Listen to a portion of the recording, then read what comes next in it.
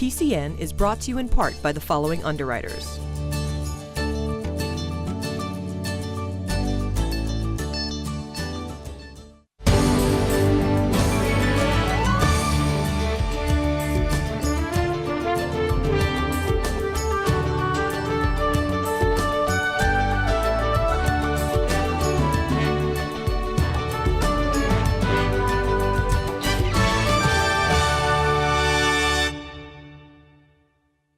Welcome to PCN, local stories from Kingston, Duxbury, Pembroke, and Plymouth.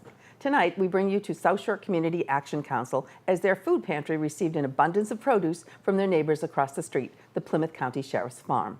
PCN takes you to Duxbury and the 15th anniversary of the decommissioning of the USS Duxbury. We visit a new business in Kingston, meet some dedicated volunteers in Duxbury, and our pet adoption segment introduces us to Sissy. PCN brings you a regional story as we head to Halifax for an update on the Monpont Pond and Silver Lake water connection. We also have PACTV's outreach coordinator on set to bring you news about what PACTV has coming up this October for local elections. It's a full show and we begin in Duxbury. The town of Duxbury recently held a reunion of shipmates from the USS Duxbury on the 50th anniversary of her decommissioning. The powerful event brought naval veterans together for the first time in decades.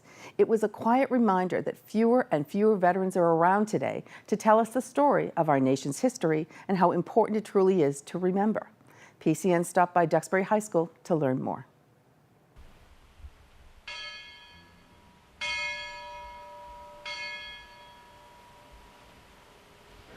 Today was the remembrance for the USS Duxbury Bay. It was a 50th anniversary of the decommissioning of the vessel. It was a really wonderful celebration. We were able to have a large number of the veterans who served aboard the vessel here today to join us. We were able to celebrate their service to us and to our country. We were just glad that we were able to provide them with such a wonderful remembrance. I have to say one thing for myself. I figured that my 5 years in the Navy was a 5-year vacation, thanks to the Duxbury Bay and the men who served in here. Thank you very much. Sure. This morning we had them arrive by bus. They were greeted by hundreds of our school children here at Duxbury High School and Duxbury Middle School. They were out waving flags. It was an emotional ride in. The crew had a great time. I will say that there wasn't a dry eye on the bus. They had a great time. Once they disembarked, we came in and we had the ceremony here, which was wonderful. At this point, what we're doing now is we're wrapping up the ceremony, and we will go out to the Duxbury Beach, just this side of the bridge, and we will lay the wreath. We'll have 2 of the veterans go outside and lay the wreath in the water, at which point then they'll get back on the bus, and then we're going to go do a luncheon at the Senior Center this afternoon. So it's been a great day. So when I was here today, I just am so proud of their service, but also envious of the camaraderie that's there that hasn't ended all these years. And it's not the it's not the USS Duxbury Bay as a physical asset that brought them together. It's their own friendship, their sense of purpose, their patriotism. So it was extraordinary, and as I mentioned, here in Duxbury, that the tradition goes forward.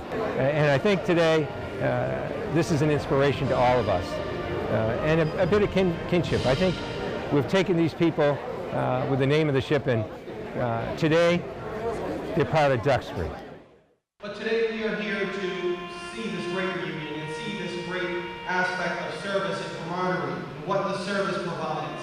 As a history major, I learned a long time ago something critically important is you have to remember your history, particularly the good parts and the bad parts, otherwise you're condemned to repeat it.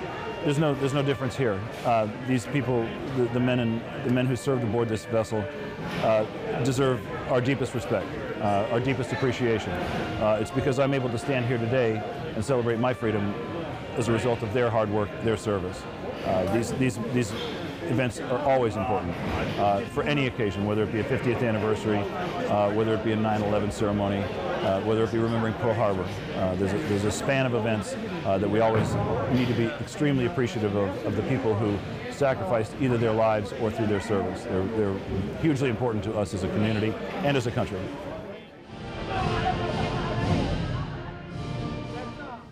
In 1964, legislation was passed that allowed the town of Brockton to draw water from Silver Lake. Now, 52 years later, it's having a devastating effect on Monpont Pond, the Jones River, and Silver Lake. Over the weekend, representatives from the South Shore communities affected by the water issues held a public forum to strategically discuss how to remedy the growing water problem. The forum is about sharing information. It's about giving a historical perspective of the legislation that allowed Brockton to take water from Silver Lake, and then the 1964 legislation that allowed Brockton to divert water from Monpont in support of Silver Lake. We're then going to talk about what the current problem is and what the possible solutions are. Let me be clear, this is not a bash Brockton session. As the facilitator and the host, I won't allow it to be a bash Brockton. It's about information, and it's about finding some common ground so we can continue to make progress in cleaning up Monpont Pond. We're here today because we now know, after years of working on this, that the waters are connected and that they're in crisis. So it's time for more action, and we need help with that. It started off as a small point of view for each town, but we now have a widespread watershed approach. We have the Monpont ponds in Halifax, which are tributaries to a surface drinking water supply, and that's Silver Lake. Then we also have some water coming from Furnace Pond. We have rivers that are starved because they don't get the natural flow, and we have stagnation in the West Monpont Pond because of the dam that was put in as an emergency measure with the 1964 legislature. So there's a lot going on. Well, the problem in Monpont Pond is that the 64 legislation allowed for diversion of water from Monpont Pond into Silver Lake. That in and of itself not a problem, but in order to do that, they had to reverse the natural direction of the flow of Monpont Pond into Monpont Pond and out of Monpont Pond. Well, the dam was constructed in 1964, but it was supposed to be an emergency measure, but it has stayed. And Brockton had certain responsibilities spelled out in that legislature also, and they haven't kept their end of the bargain. So it's supposed to be capable of being used, these water bodies, well, Monpont ponds, for recreational use. And we aren't able to do that for the West Pond because of constant, all summer long, algae or cyanobacteria blooms. The pond is closed all summer long. This is a complex issue. It took me several years to really understand it the way I do now. They're going to walk away with a good set of facts and data points that they can discuss with their neighbors, their friends, their family, and they're going to walk away knowing that we have a plan to fix it. We want people to be informed as to how much work is being done and where we're headed next. This year, 12,500 pounds of food was delivered to the South Shore Community Action Council from the Plymouth County Sheriff's Farm. The inmates and crew who worked the land put in countless hours to produce this food, and they're happy to be distributing it to those in need. PCN stopped in to get the full story. It's an exciting time for us. The farm came for a visit, the county farm came for a visit with the sheriff last spring, and we talked about what they were planning to do this year. We came over and we walked around the fields. They planted an extra field for us this year. So the vegetable pounds, the prior year in 15, they grew 7,500 pounds for us that we distribute to councils on aging, 45 pantries and feeding sites, Boys and Girls Clubs, up and down the coast as far south as Onset. It's just beautiful produce to have a neighbor across the street so willing to go to all this work. The vans, the day that we have a distribution of vegetables, the COA vans are pulling in from all over the South Shore, all over Plymouth County, to be first in line. Now, Linda Rohr, who manages the distribution site, is very careful that everybody gets a share according to the size of their population. This farm has been in operation for over 100 years, and originally the purpose of the farm was to allow the inmates to raise food to feed themselves so that they would not be a burden to the rest of society. Over time, our populations have grown and our ability to feed people has been outstripped by our prison populations. So the farm still does exist and serve a useful purpose as an inmate rehabilitative program now. And we're here today to celebrate one of my favorite things. Last year, the guys here on the farm, and that includes our officers and the inmates who work the land here, 90 acres. Last year they were able to come up with 7,500 pounds of food that was donated to the South Shore Community Action Council for the food pantries.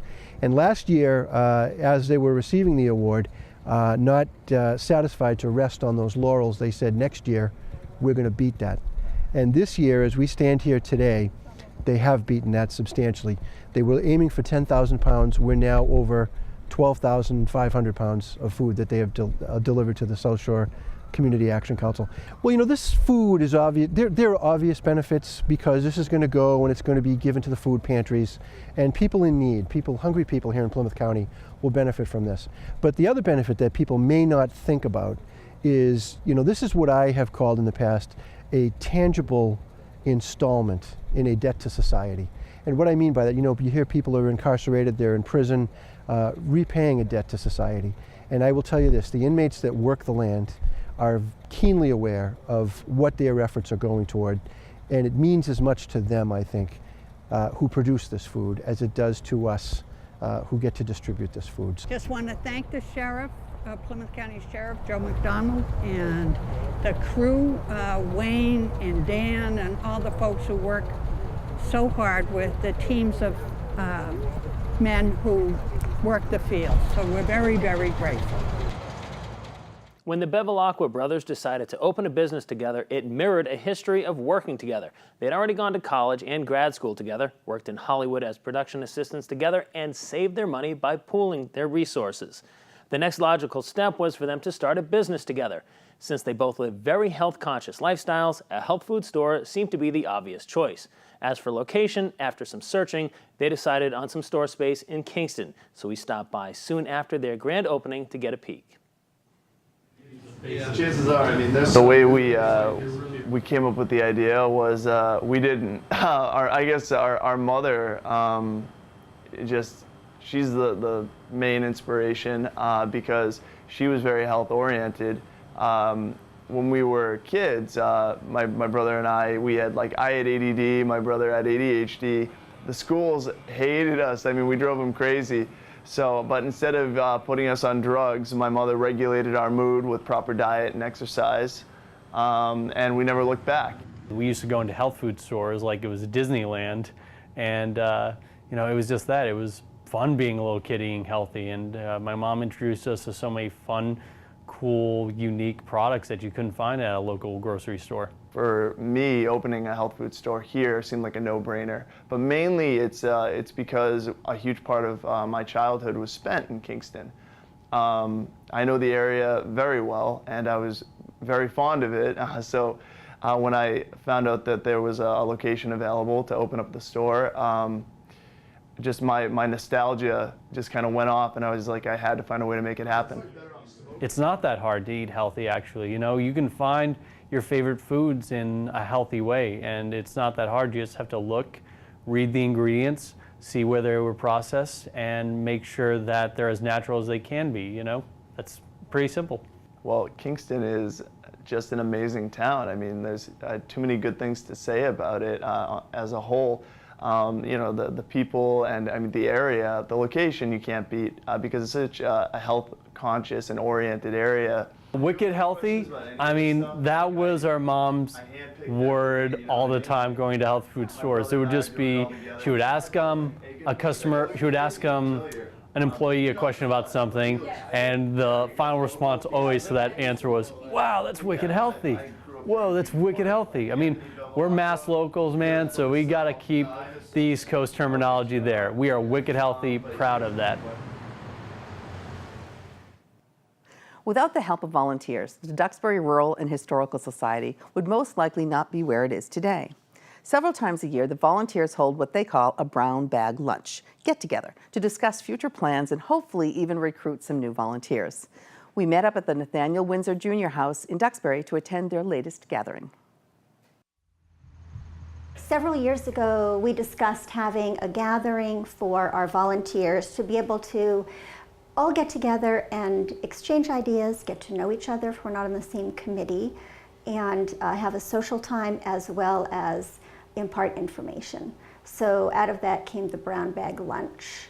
For brown bag lunch, people bring their own lunch and drink. We set up tables ahead of time, and we have a program which is supposed to last somewhere around 20 minutes. Because we know that with a group of people, we're going to want to do a lot of talking. So it's half social, half informational. We have discussed procedures. We've had, like today, a program on how to dress a mannequin or other educational kinds of things over the years. We meet probably about quarterly. We have a brown bag lunch, and it has grown to include people from all the committees, gardening or publication or docents. So it's grown in the past 2 years. I've only been volunteering for a few years actually now, but at Christmas time I do the Christmas committee and help organize the party. I get all the sponsors for the Christmas party as well. And I decorate a room, a small room, with my friends also. And I've also hosted parties at the house to raise awareness for the Bradford House, which they're refurbishing, which is a big project. And now I'm the chair of the volunteers. I checked off a box on like my 30th year of being a member of DRHS that said that I was interested in textiles. And a couple of months later, I got a phone call and I jumped in on the textiles committee, which had 2 people on it at the time. And I've learned so much. Without volunteers, the staff at DRHS would not be able to take care of everything that they have in their collection. The game plan is when people send in their, I guess it's an update of what they want to do, or they're joining the Historical Society, they check off a box that says they want to volunteer. So basically my job is going to be to place them in something that interests them. So if it's just something little, like maybe they like to hang pictures, or maybe they like to clean. Who knows what they like to do, but whatever it is, hopefully we'll be able to find a spot for them that makes them comfortable, because we have tons of openings. Pet adoption takes us to the Kingston Collection and the Friends of the Plymouth Pound to meet Sissy.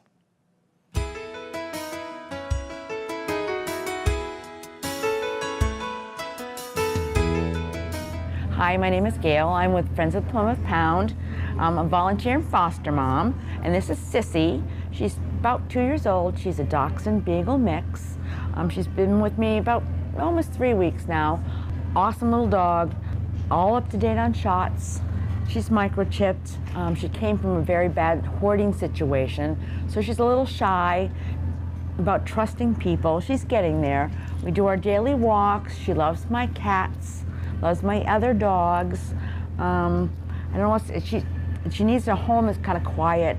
I live alone, so for right now it's me, her, and my 3 cats, and whatever dogs I've been babysitting. So she's been absolutely awesome. Can't say enough about her. She sleeps in my bed, getting into my routine. Knows to go right into her crate when it's crate time. Really good eater. Loves, and like I said, she's starting to really love her walks. So and exploring the environment and not being so afraid. This is Sissy. She's 2 years old. And we'd love to find her a perfect home, a nice, quiet, perfect home, and she's with Friends of the Plymouth Pound. This week, we're happy to introduce you to another staff member, Donna Rodriguez, who is our Outreach and Ed Access Coordinator. But let's start with, you've been here for a long time, so tell me about how you got here, how long you've been here, and what you've been doing. I have been. I think I'm a good example of public access, because I came to PACTV as a result of what I was doing at the time in my life. I was working for the Arc of Greater Plymouth. I was providing family support and helping to educate the communities that we served about the services that we offered for families. So I came to PACTV to take classes and to be able to do shows about what we did at the Arc, so people would know and they could receive services or volunteer or be a part of what we did. So when I walked in the door for the first time in 1999, wow, I took a camera class, and the camera was about this big on my shoulder. And I used it to be able to cover a really wonderful program that we were offering at the Arc. From there, I just kept coming back, and I jokingly say that they couldn't get rid of me because I kept taking classes, I kept volunteering. We did talk shows about the Arc. I volunteered whenever I could, and I actually came on staff in 2001 in January, so it's been 15 years this past January. And how many people, when you first started volunteering here, how many people worked for PACTV? Oh my gosh. Not many. Just a few? 7. Yeah. There were 7 staff. And you were in a time. different location? We were. We actually, when I first started taking classes at PACTV, they were still building the original location at 130 Court Street, which is now the Chamber of Commerce building. Right. Yes. Right. Way up on the hill. Yes. Yep. And how long was PACTV there before we moved here? We were there until 2008. We moved to this location in 2008, and one of the wonderful things is that that building has been repurposed in such a wonderful way, and there are so many incredible organizations, including Destination Plymouth, the Plymouth Industrial Development Corporation, the Chamber of Commerce, Plymouth 400. So many groups are really being able to use that building in such an incredible way. And when we came here to the industrial park, we were also able to build our location based on everything we had learned in those initial years about what our members needed, what our organization needed. So we were able to build out this space to truly be what it needed to be for all of our ideas. And now, all these years later, we still have volunteers. We still teach classes. How has it changed? It's gotten bigger. I think we all keep getting better at what we all do. We could not do what we do without our volunteers. It's just the amount of community service and the amount of work our volunteers and our independent producers give back is incredible. PCN is a living, breathing, amazing program. PCN Life just adds to that. There's so much more that we're able to offer the communities, and I think we ask everybody, and we challenge ourselves, but we ask everybody for their input as to how we can get better every day. Right, every day. And when you first started here, we represented or helped 2 towns. 2 towns, right, yes. Plymouth and Kingston. Yes. And then what happened from there? Well, today we run 6 channels for 4 towns. I can't even count the number of government programs, informational programs that we do each week. Right. I can't count the number of government meetings we do each week. As you've already had Dave on the show talking about everything we do there. It's just that there is so much happening every single day. It's such an exciting place to come to work every day. I agree. It really is. Now let's talk a little bit about what you do now. You do outreach and ed access. So why don't you talk to us first about outreach? Outreach. What does that mean? Well, it is my opportunity to take everything that I've loved my entire life working for nonprofits, because I had a 25-year career working for health and human services nonprofits before I started working for PACTV. Okay. So I won't even tell you how old I am. Yeah, but you're really old. I know. But I'm able to take everything I loved about community service, and I'm able to do that through everything we have at PACTV every day. So it's putting everything I love together in one big pot every single day when I come to work. In addition, outreach really is an opportunity to work with every department within our organization to help them, along with marketing, to get out the word about what we do and how we can help them to spread the word about their work, number one. But number 2, through Ed Access, I'm also able to work with some incredible staff who are working with youth in 2 very specific communities, in Kingston and in Pembroke, but also through wonderful programs like summer programs for youth where we do documentary programs. Right. Every single year we're doing that, and they're getting better and better. And they're winning awards. They are. A Telly Award? Can you say what a Telly Award is? A Telly Award is a national award, and it's an industry award that is everything that's submitted for a Telly is really evaluated based on the quality of the work. It's not necessarily in comparison to other submissions, but the level of quality in the storytelling, in the production skills, and industry professionals are the ones who evaluate each and every submission. So that means a lot awards. when we get a Telly. It means a lot. It does, and we did receive the last 2 years. Our summer program received Telly Awards, and we just this past week submitted this summer's program in for another Telly. Let's hope. Yes. Okay. We would like 3 in a row. Okay. Now in outreach, you do things like PSA days, things like that. Explain what that means and how that can benefit the community. Well, as an organization, we really are committed to serving our nonprofit and service organizations. So there are a lot of different things that we do to help to support the work that our nonprofits are doing. We have community bulletin board notices. Our programming coordinator, Melissa Matinzi, is constantly being able to put out information about what is happening for our nonprofits. And those go on our channel. Those go on our public website. channel and on our website, and those run 24 hours a day in between programming. In addition, we have, for the last 15 years, we have had public service announcement days. Which is PSA. Yes. And we produce 30-second public service announcements for area nonprofits and community service organizations free of charge. Our production staff work to produce those nonprofits. We work with to produce those PSAs, we work with our nonprofits to make it super simple. Right. They have half-hour appointments, they're in and out, and in the end they have a wonderful PSA that we run on our channels, but they also have to be able to share online and on their own social media or their own websites, right? So they can get their word out. And they can promote their organization as well as specific things events they have happening, such as events and fundraisers. Moving forward, we last year had we had a meeting with a number of area nonprofits to be able to talk about what were their needs at the time. And one of the things we're looking to do is be able to do half-hour talk shows that we're producing for area nonprofits, something called Nonprofit TV that we're going to be introducing in 2017. Terrific. And that's a way that they can really tell their story in a longer format, to be able to talk to the community about the work that they do, whether it be for looking for volunteers, fundraising, or also to be able to connect to people who really need the services that they offer. Right. And this is probably the only video representation they get.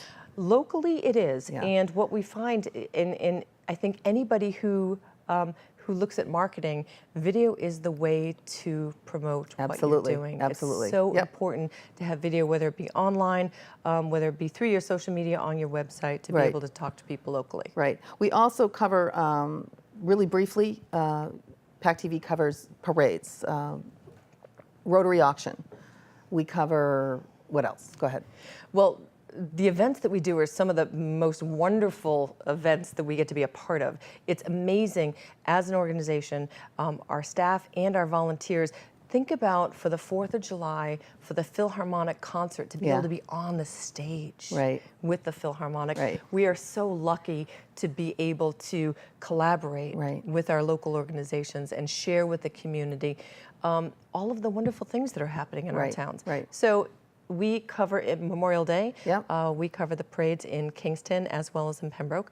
For the 4th of July, we cover the parades in Plymouth and in Duxbury, as well as the Philharmonic, which just this year is now going to be an annual event. Great. So we're thrilled to be a part of that. One of the largest, two of the largest events we cover are for Thanksgiving. Every Saturday before Thanksgiving every year, America's Hometown Thanksgiving Parade. We are on the waterfront and we are back here at the studio covering it from beginning to end. Wow. It is the second highest rated Thanksgiving parade in our country, according to AOL Travel. That's fabulous. So we are honored to be a part of it. Up there. And then last but not least, the Rotary auction every year in March, the third weekend in March. We have helped them raise close to, oh my goodness, it's hundreds of thousands of dollars over the years, at this point. And again, we couldn't do it without all of our volunteers. Absolutely. We're so honored. And we're doing, in our last minute, we're doing something new this year, this for election coverage. Why don't you briefly tell us what we're going to do in October? Very quickly, we have expanded upon the election coverage that we offer, and this year in October, you are going to be able to watch our channels and on our website and through our social media forums with our state level elections. So we are covering 4 different forums for 1 Senate race and 3 contested state rep races. Excellent. And that will be live?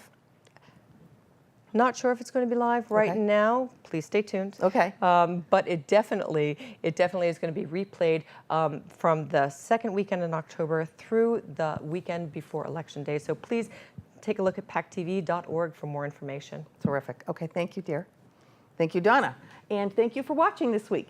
You can find out more about us at our website and on social media. Stay tuned for a new PCN Life coming up next.